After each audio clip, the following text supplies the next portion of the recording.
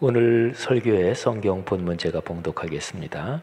사도행전 6장 1절부터 7절입니다. 거룩하신 하나님의 말씀입니다.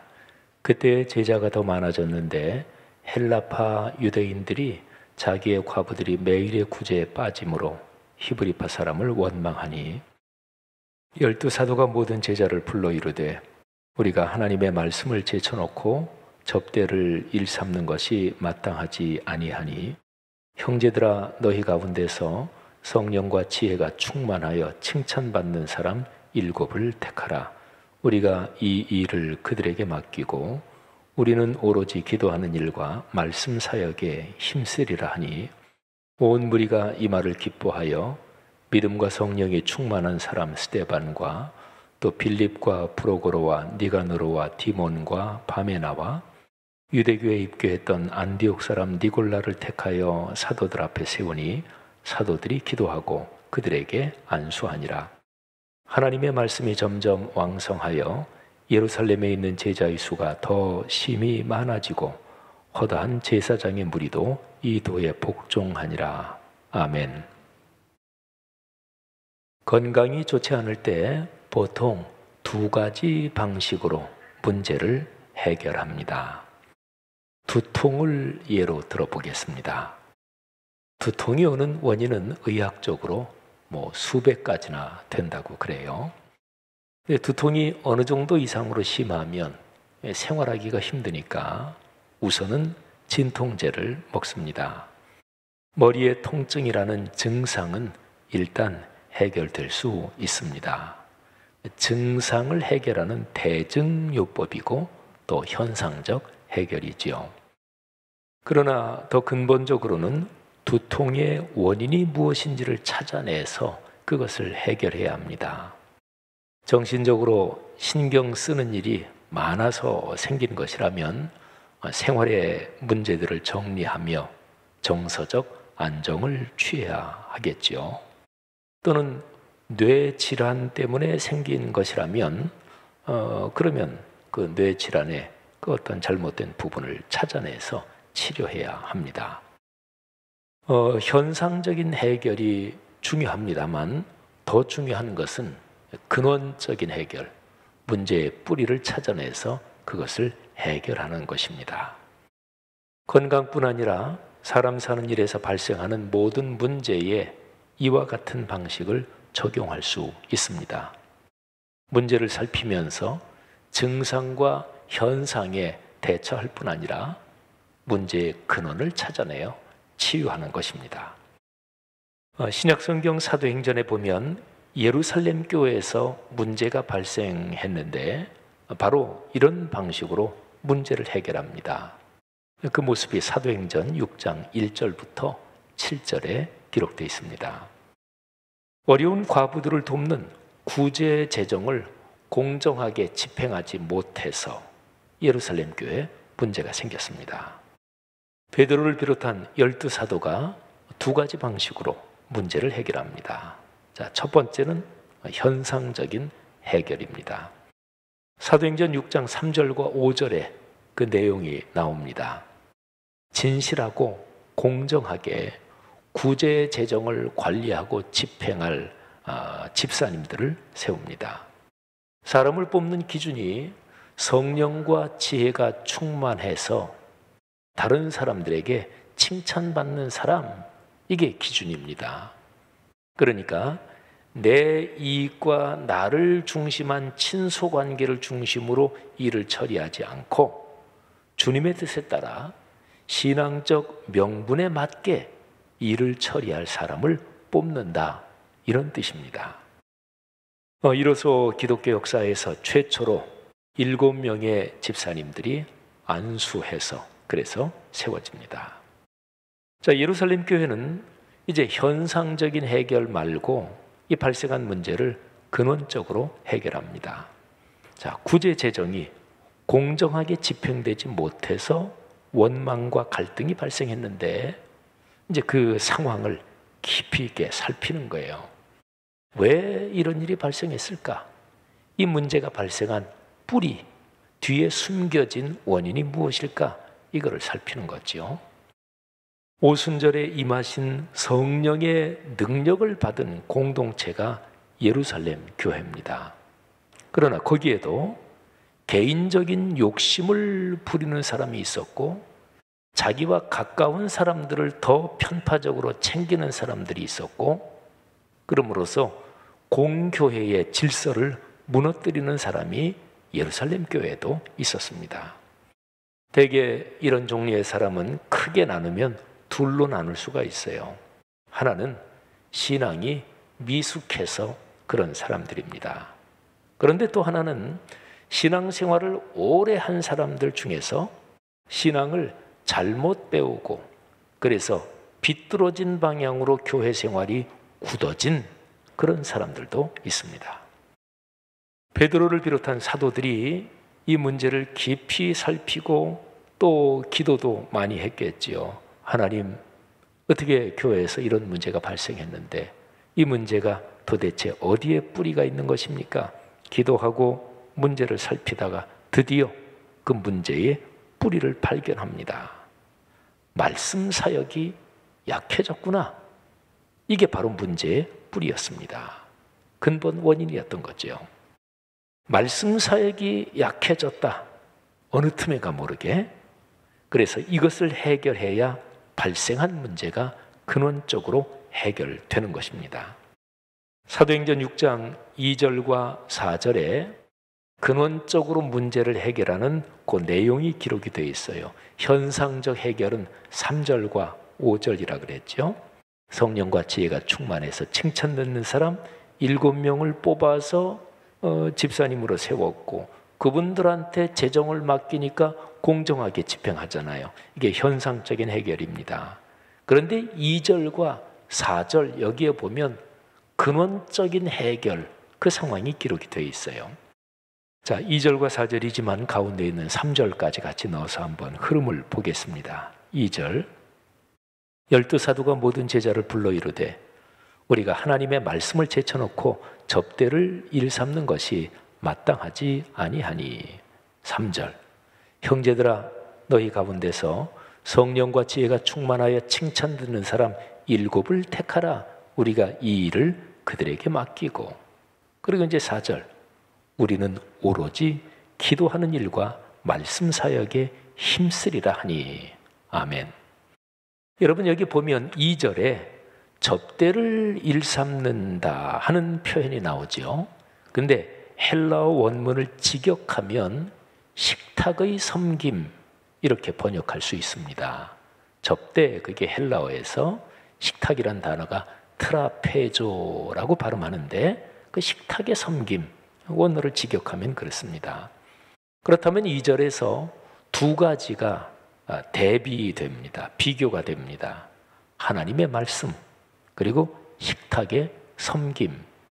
그런데 하나님의 말씀이 언제부터인가 약해졌고 식탁의 섬김 여기에만 온통 신경을 쏟게 됐다. 이제 그런 얘기죠. 근데 하나님의 말씀과 관련된 것이 4절에 가보면 좀 더 구체적으로 나옵니다. 기도하는 일과 말씀 사역 이렇게 표현되어 있죠.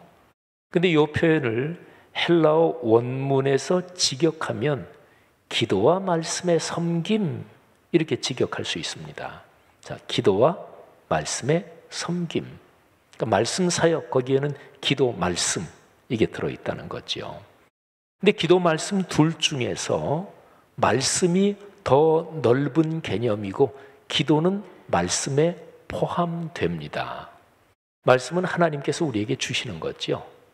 그리고 기도는 그 하나님의 은혜를 받고서 우리가 하나님께 올리는 게 기도인데 기도의 근본적인 내용은 말씀에서 주신 은혜대로 순종해서 살 힘을 주십시오. 그 말씀이 성취되게 해 주십시오. 이래서 기도하는 거니까. 그러니까 말씀 기도 둘 중에서 말씀이 근본적이요 말씀이 더 큰 범위요 기도는 말씀에 포함되는 거죠.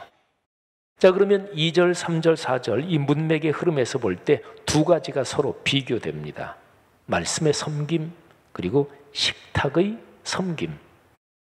헬라어 원문으로 보면 섬김, 아까 제가 디아코니아 이렇게 말씀드렸는데 말씀은 헬라어로 로고스라고 발음합니다. 우리의 성도님들은 이거는 다 아시죠? 우리의 건물 전면 좌측 제일 꼭대기에 보면 로고스 라이프 이렇게 써 있죠. 그 로고스가 말씀이란 뜻입니다. 식탁은 헬라어로 트라페조라고 발음합니다. 자, 교회의 두 가지 큰 사명이 여기 있습니다. 로고스의 디아코니아, 그리고 트라페조의 디아코니와, 그러니까 말씀의 섬김 그리고 식탁의 섬김입니다. 보통 많이 쓰는 말로 하면 말씀 사역 그리고 구제 사역, 이 두 개가 교회의 양대 사명입니다. 말씀 사역은 전통적인 용어로 말한다면 전도 또는 선교. 전도나 선교는 말씀을 전하는 거지요. 그리고 말씀대로 사람들이 예수 그리스도를 믿고 구원을 받게 하는 거지요. 그러니까 이게 말씀 사역입니다. 구제는 오늘날 더 많이 쓰는 표현으로 하면 사회 봉사. 요즘은 이 표현을 더 많이 쓰죠.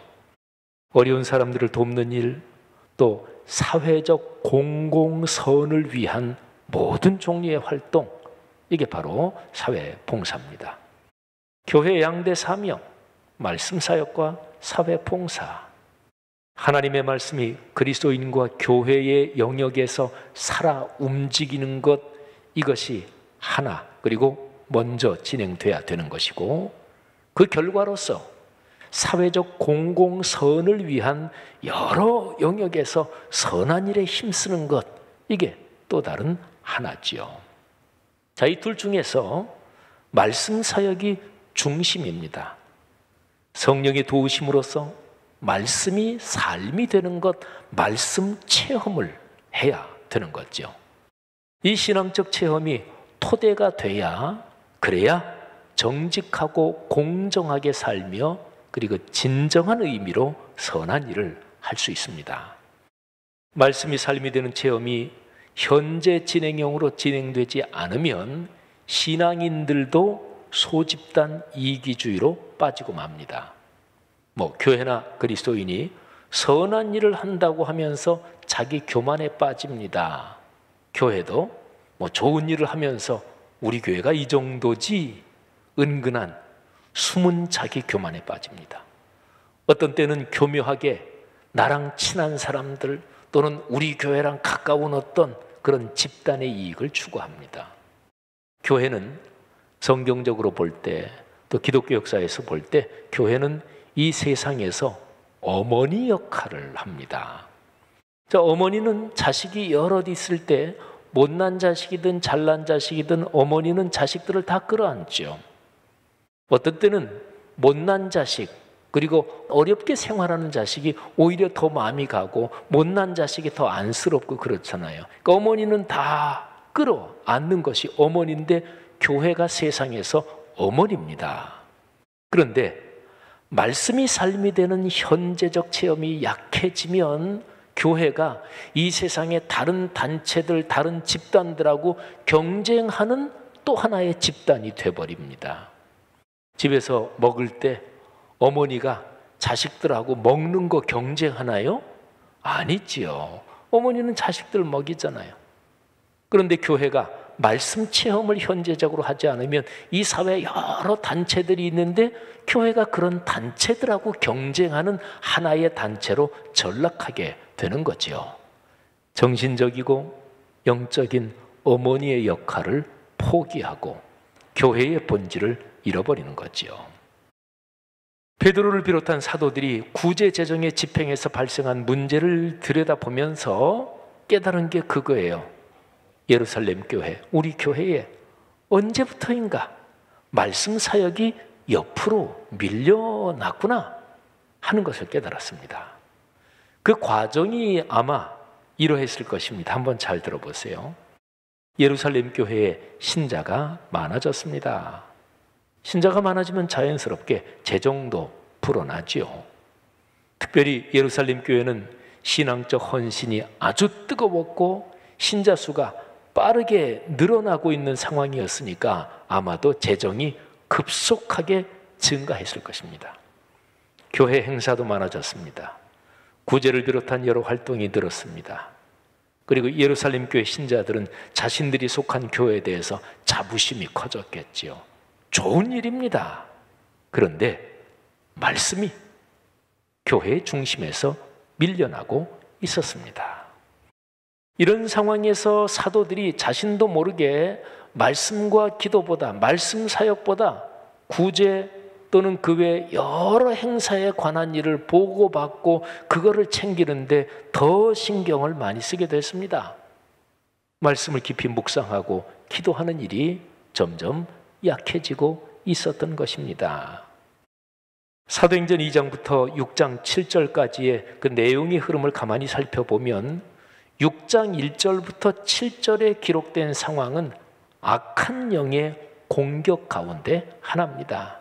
2장 1절부터 6장 7절까지 보면 전부 악한 영이 교회를 공격하는 4번이 나오는데 이 상황이 바로 사회전 공격인 거지요. 그런데 이 사회전 공격에서 사탄은 아주 고도의 기술을 사용합니다. 교회 신자 수가 늘고 재정이 늘고 그걸 그냥 놔둬요. 아니 놔두는 정도가 아니라 악한 영의 공격으로 하면 오히려 그거를 도와줄 수도 있어요. 그러면서 하나만 뽑아내는 거예요. 말씀이 삶이 되는 것. 요 하나만 뽑아내고 요것만 서서히 무너뜨리는 거예요. 그러면 신자 수가 많아지고 교회가 늘어나는 게 사탄한테 도움이 되는 거예요. 말씀 사역이 약해진다. 이거는 성령의 역사가 약해진다는 것과 같습니다. 성령은 말씀의 영이죠. 성령과 말씀은 서로 맞물려 있습니다.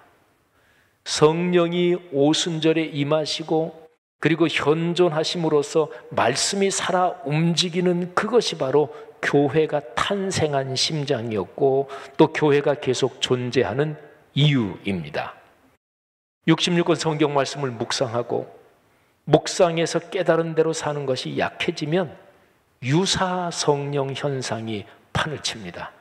사이비 성령 현상, 초자연적인 종교 현상, 초자연적인 어떤 체험들은 해요. 그런데 그 체험한 사람의 삶은 여전히 이기적입니다.